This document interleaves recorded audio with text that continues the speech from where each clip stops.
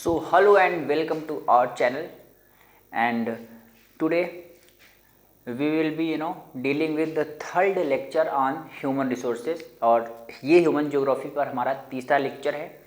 पहले दो लेक्चर्स में जैसे हम लोग ह्यूमन रिसोर्स क्या है, पॉपुलेशन डेंसिटी, क्या पैटर्न होता है पॉपुलेशन डिस्ट्रीब्यूशन का, पॉपुलेशन कंपोजिशन क्या होता है, इन सब बातें। उसके बाद दूसरे वीडियो में हम लोगों ने देखा था कि कौन कौन से फैक्टर होते हैं जो कि पॉपुलेशन डिस्ट्रीब्यूशन को कौन कौन से फैक्टर हैं जो कि अफेक्ट करते हैं।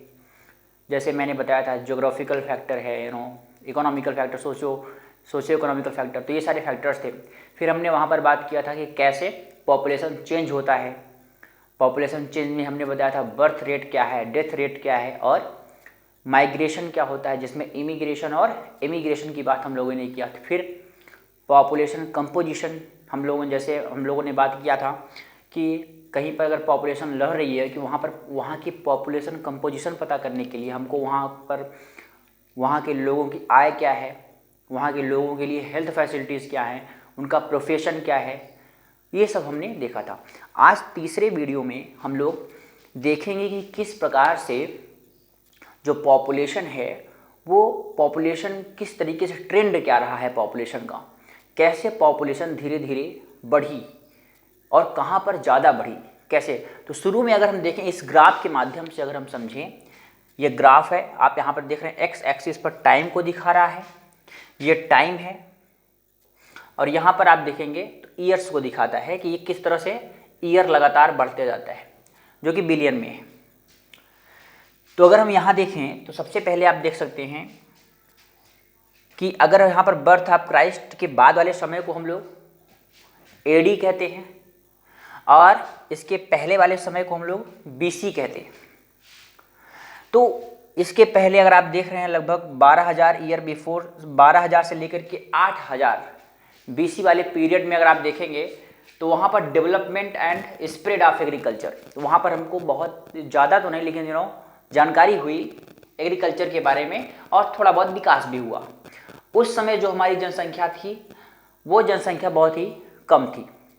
उसके बाद आप देख रहे हैं धीरे धीरे उनके बर्थ के समय, क्राइस्ट के बर्थ के समय आप देख रहे हैं 0.25 बिलियन यहाँ पर इसकी जनसंख्या थी पूरे विश्व की। धीरे धीरे किस प्रकार से जनसंख्या लगातार बढ़ रही है आप देखेंगे तो जनसंख्या वो जो है वो 16वीं शताब्दी से लेकर के 18वीं शताब्दी, 16वीं 17वीं 18वीं, यहाँ पर जनसंख्या तेज़ी से बढ़ रही है। अब ग्राफ में भी आपको दिख रहा होगा यहाँ पर उतनी तेज़ी से नहीं बढ़ रही है, लेकिन यहाँ पर आप देख रहे हैं बहुत तेज़ी से जनसंख्या क्या हो रही है, एक्सप्लोजन, जिसको बोलते हैं पॉपुलेशन एक्सप्लोजन, जनसंख्या विस्फोट। अगर हम 18वीं शताब्दी में बात करें 1700 से लेकर के 1800, यहाँ पर जनसंख्या का विकास, जनसंख्या का ग्रोथ, जनसंख्या में वृद्धि बहुत तेज़ी से हुई। और इसका कारण क्या था, क्यों जनसंख्या में इतनी तेज़ी से वृद्धि हुई, तो आप देखेंगे 1600 से 1800 तक हम जानते हैं कि अंग्रेज हमारे यहाँ हम जानते हैं कि यूरोपियों का आगमन 1600 में हुआ था। वहीं से तो वहाँ पर हमारा ट्रेड बढ़ा, जानते हैं आप, व्यापार क्या हुआ, यूरोपियन कंट्रीज से हमारा व्यापार बढ़ा।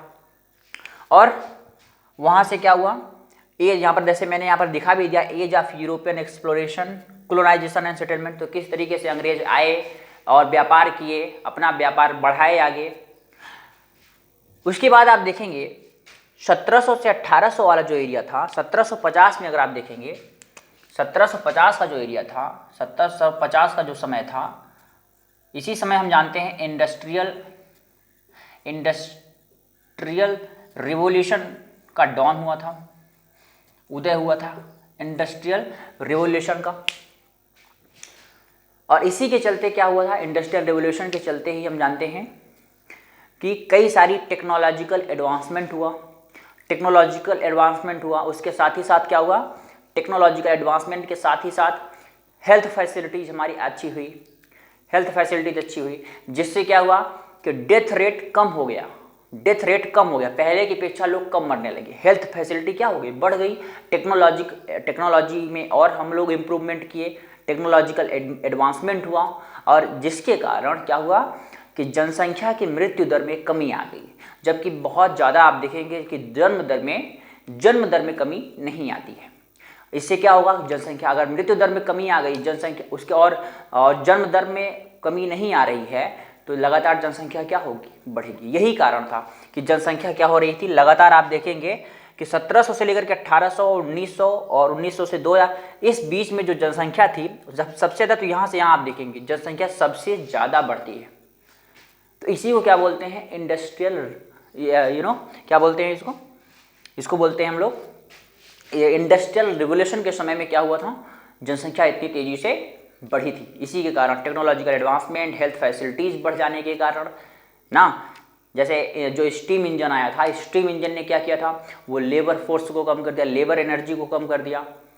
उसके साथ ही साथ आप देखेंगे बहुत सारी फैसिलिटीज़ बढ़ी, और जिसके कारण जनसंख्या में वृद्धि हुई। इस वाले ग्राफ से आप देख सकते हैं, यहाँ पर आप देखिए, पहले इसी में देख लीजिए। इसके बीच में आप देखेंगे इंडस्ट्रियल रिवोल्यूशन हुआ 1750 में लगभग, इंडस्ट्रियल रिवोल्यूशन। फिर आप देखेंगे 1800 के बाद में ही ट्रांसपोर्टेशन फैसिलिटी आ गई, सैनिटेशन और मेडिकल फैसिलिटीज हमारे यहाँ बढ़ी, आप देखेंगे 1900 में ही। और 1900 से सबसे ज़्यादा विकास का दौर जो था वो 1900 से 2000 के बीच में था, जो लगभग इसे हम लोग 20वीं सदी बोलते हैं। तो 20वीं सदी में आप देख रहे हैं सैनिटेशन और medical, biotechnology, information and computer, अर्थात हम कह सकते हैं कि टेक्नोलॉजिकल रिवोल्यूशन हुआ।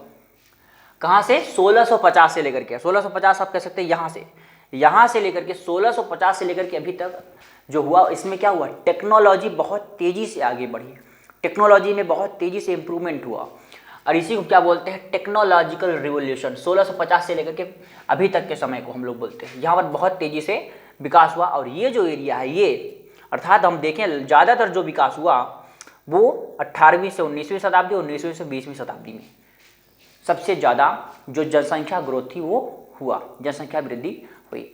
अगर हम यहाँ टाइम पीरियड देखें तो आप देखेंगे 1830 से लेकर के 1930 तक, 1800 से लेकर के 1930 तक 1 बिलियन से 2 बिलियन हो गया। अर्थात कितने का गैप है, 100 ईयर में, 100 सालों में 1 बिलियन का गैप आया। फिर अगर हम देखें 1930 से 1960, अर्थात 30 सालों का गैप, और 30 साल के गैप में कितने बिलियन का, 1 बिलियन का अंतर आया। फिर अगर हम देखें तो 1960 से 1975, अर्थात 30 से 15 साल के बीच में फिर से 1 बिलियन जनसंख्या बढ़ गई। यहाँ पर आप देख रहे हैं 1, 2, 3, 4 लगातार बढ़ रही है। फिर आप देख रहे हैं 12 साल, अब देखेंगे लगातार 12 सालों में क्या हो रही है, 1 बिलियन जनसंख्या लगातार बढ़ रही है। तो पहले टाइम स्पैन ज़्यादा था और जनसंख्या कम बढ़ रही थी। 100 सालों में 1 बिलियन जनसंख्या बढ़ रही थी, 30 सालों में 1 बिलियन जनसंख्या बढ़ने लगी, 15 सालों में 1 बिलियन जनसंख्या बढ़ने लगी, और अल्टीमेटली 12 सालों के गैप पर, 12 ईयर्स के गैप पर क्या होने लगा कि 1 बिलियन जनसंख्या बढ़ने लगी। तो यहाँ पर आप देख रहे हैं कि number of years for world population to increase by 1 billion. इस तरीके आप देख रहे हैं कि किस तरीके से जनसंख्या लगातार बढ़ रही है। और अभी के समय में जो ये वाला चल रहा है, यहाँ से 19वीं हम कह सकते हैं कि 20वीं शताब्दी में, ज़्यादातर आप कह सकते हैं 20वीं शताब्दी में जो जनसंख्या है बहुत तेज़ी से बढ़ी। तो आई होप आपको ये समझ में आया होगा, बहुत ही इंपॉर्टेंट ये लेक्चर था। So thank you for watching this video and